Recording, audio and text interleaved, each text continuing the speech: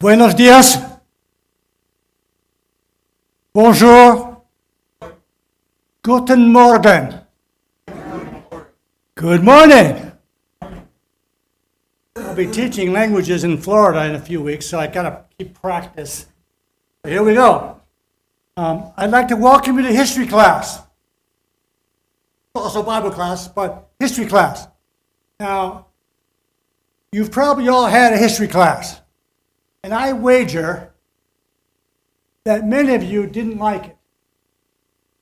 When you think of history class, you think of long lectures, lots of details, facts, all that stuff. And usually there's a quiz, and usually there's a final exam, and you have to regurgitate all that stuff. How most people think of history class. I absolutely love history class, where very clear lessons were learned. If history doesn't teach you a lesson, it's useless. Well, we're going to have a little history class today. We're going to look at some amazing tales from Kings and Chronicles. I wager that most Christians spend a lot of time in the New Testament. Probably right. We think of the Old Testament, it is the Word of God, but there's a lot of begat, a lot of details. My own thought, especially I've studied Kings now and Chronicles, I found them to be very interesting. I wager, there's a lot of betting today, I wager that Cecil B. DeMille could make an outstanding movie on almost every chapter of Kings and Chronicles. Because it's a narrative. It's a history of the Jewish people. It's filled with plots and characters galore. We will meet some of these today. I'm hoping that we'll conclude with a lesson, because that's the purpose of being here today, to learn a lesson. Now, I've titled this The Yo-Yo Kings of Judah, or as Chris said, The Yo-Yo Kings of Judah. Thanks, Chris. We're going to meet several personalities, some historical figures. 3 of them are godly kings. 3 of them are ungodly kings. You'll note the contrast. Now, the context is important. You probably know that at one time Israel was a divided kingdom. The 10 tribes in the north, they called that Israel. The 2 tribes in the bottom, they were called Judah. The kings we're talking about today were kings of Judah. Okay? And what caused this rift, what caused this division of the kingdom was King Solomon and his son decided we're going to tax the daylights out of those northern folks. And there was a rebellion. And a separate kingdom was established in the north, and Judah was the other kingdom in the south. We're going to look at 3 kings of Judah only. All right? 3 godly kings, 3 ungodly successors. What is in stark contrast is their relationship to God. This is my major point today. If you have a relationship with God, if you have a personal relationship with God, it has to affect how you live. It has to affect how you think. It has to affect how you behave. It has to affect how you talk.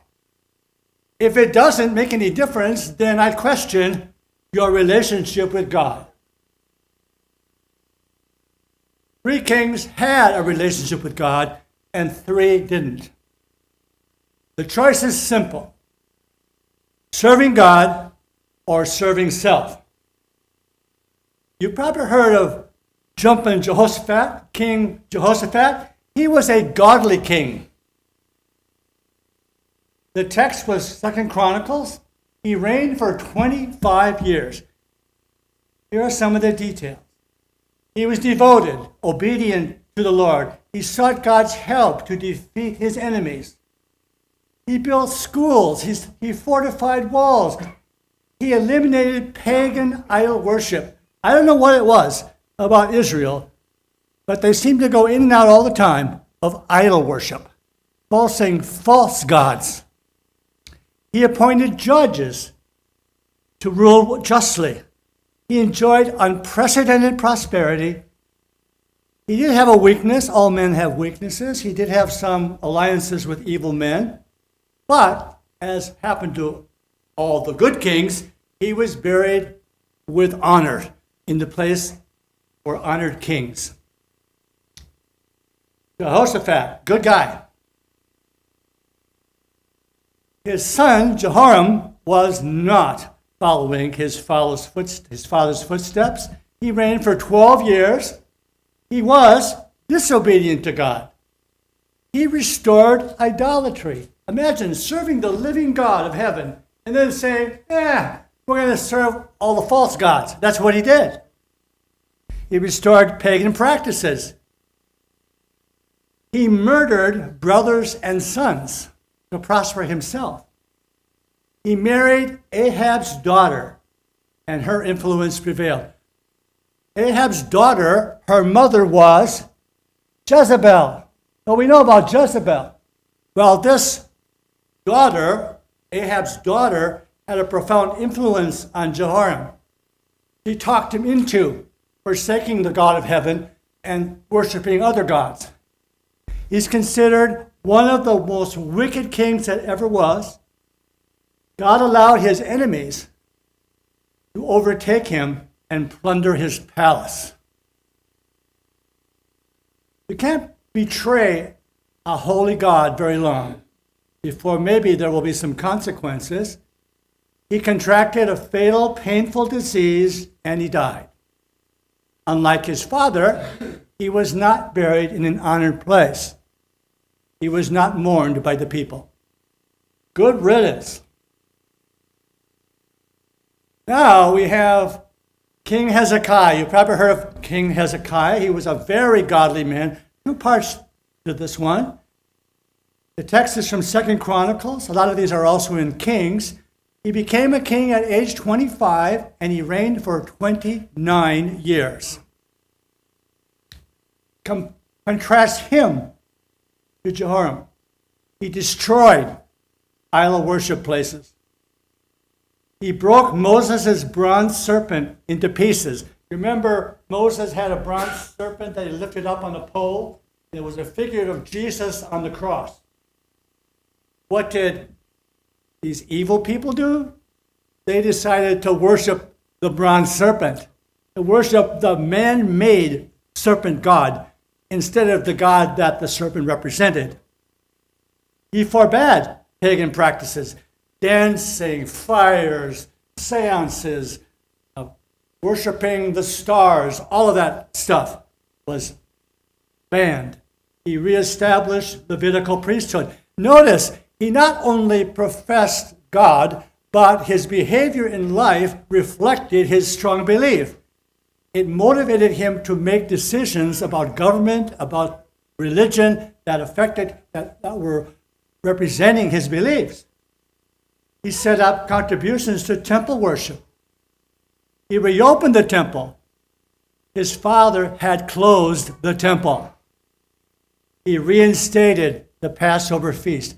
Everything he did, his behavior, reflected his relationship with God. Part 2, continuing in Chronicles, he did make some mistakes in judgment. You may remember the story that Hezekiah had visitors, ambassadors from Babylon that came, and in a moment of pride, he showed these foreign ambassadors all his wealth, all his treasures. Well, they were taking notes.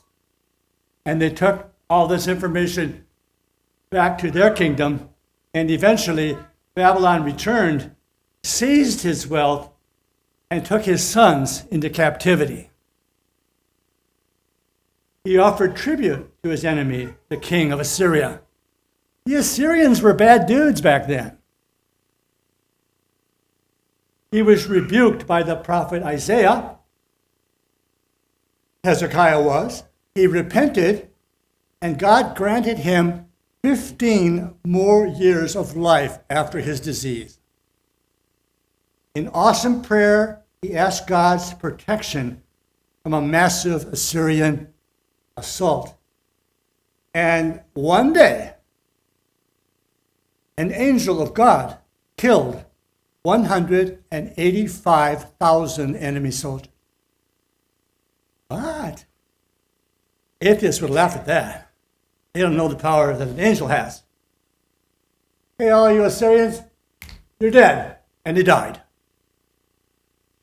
He died at age 54, mourned by the nation, buried in a royal tomb.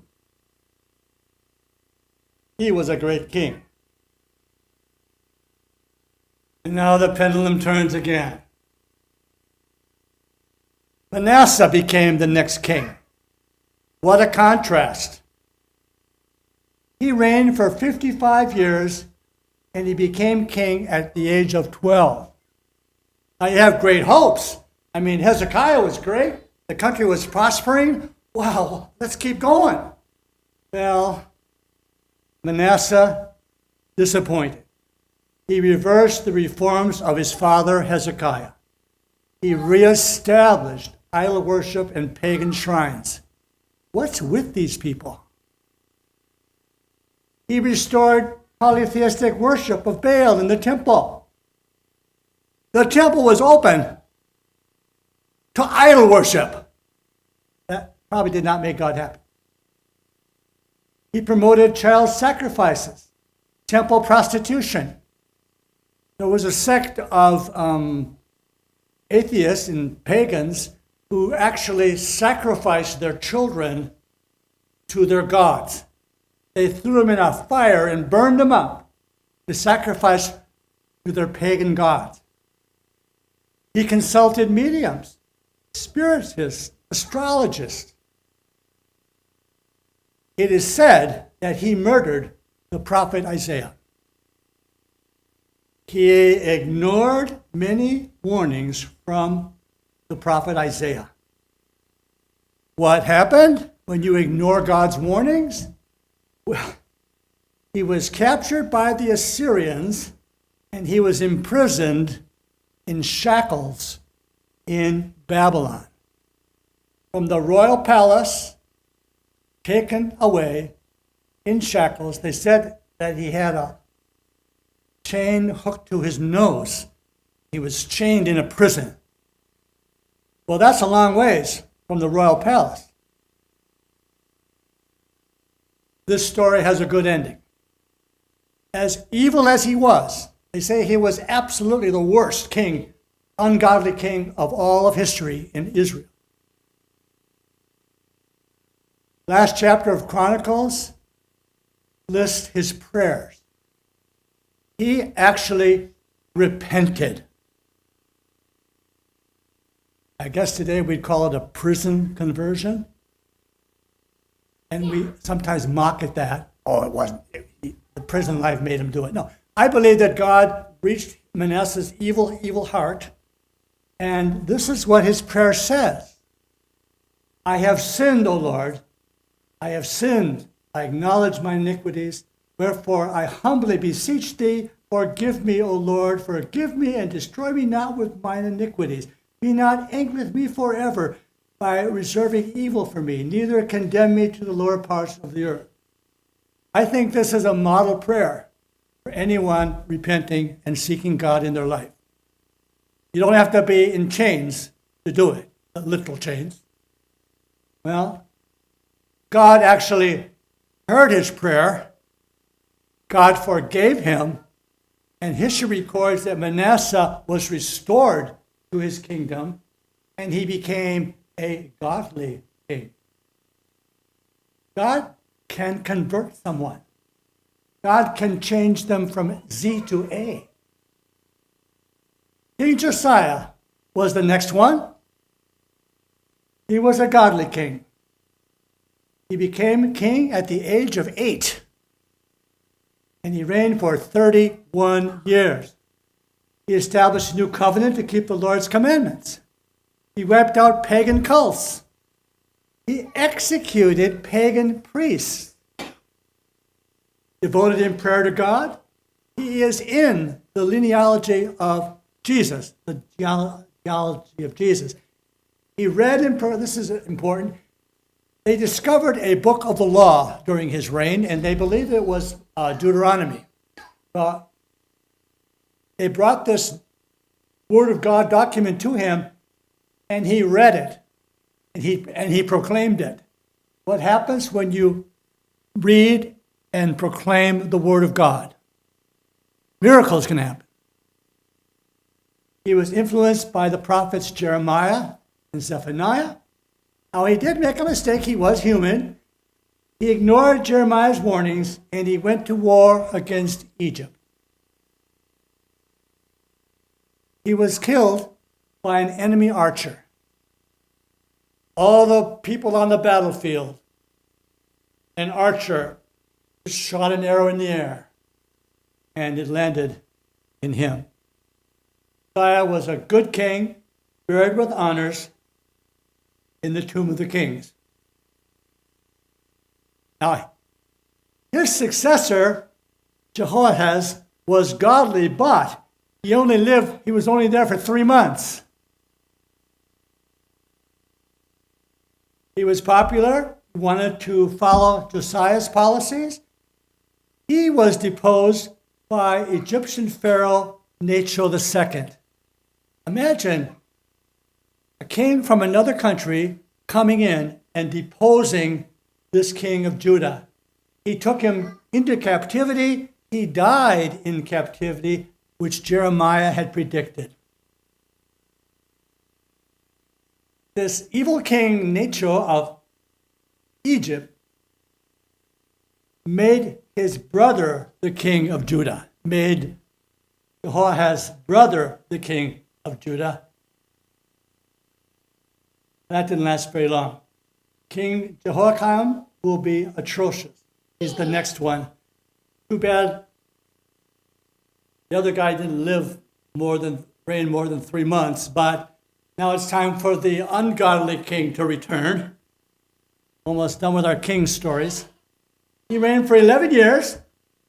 The Egyptian Pharaoh who took Jehoahaz made him king, captive, served at pleasure of Necho, to whom he paid tribute. The only way he could continue reign was he paid tribute to this Egyptian king. An evil king who committed many atrocities. He had incestuous relationships with his family. He killed men whose wives he had violated. He burned Jeremiah's scroll as an act of defiance. I don't think I would have the courage to take one of God's prophets' scrolls and burn it. I'd be inviting something bad to happen to me. He later paid tribute to Nebuchadnezzar to avoid destruction of Jerusalem. He used his treasury, his temple artifacts, and he gave hostages to Nebuchadnezzar so that he could continue to rule. What a fickle guy. Later, he switched alliances back to the Egyptians. Okay? Well, as you know, Nebuchadnezzar destroyed Jerusalem, where Jehoiakim dies during the siege. I want you to see the patterns here. The godly kings had patterns. The ungodly kings had patterns. The patterns are almost the same in each scenario. So, this concludes the history lesson. There are no quizzes and there are no tests. I want you to get the gist of it, what the godly kings were like, what the ungodly kings were like, what their relationship to God meant in how they ruled, in how they made decisions. The yo-yo metaphor is familiar to all of you. A lot of times it has to do with diets. The yo-yo diet, up 3 pounds this week, down 4 pounds the next week, yo-yo. we know a lot about yo-yoism in our beliefs, in our life experience. Okay? A second lesson is obedience to God brings blessing. You end up in the royal tomb with honors, or you end up in a pauper's grave disgraced. Disobedience to God brings destruction and ruin.